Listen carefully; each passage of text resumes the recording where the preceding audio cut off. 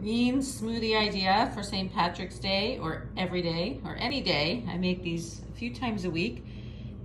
Today I put organic spinach, some organic soy milk, unsweetened, so there's no sugar.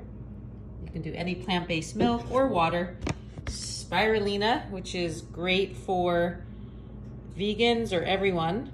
It has a lot of iron and protein. And I put in organic spinach, vegan protein powder, chia and flax seeds. Chia and flax are great for you, and the flax is good for hair and nails. I put in some organic blueberries, frozen, and that is about it. You can add in any fruits and vegetables. Enjoy this smoothie idea, green smoothie for St. Patrick's Day or any day. You can put in some fresh mint also. I actually put in a little organic mint for my garden. Have a great day. Namaste.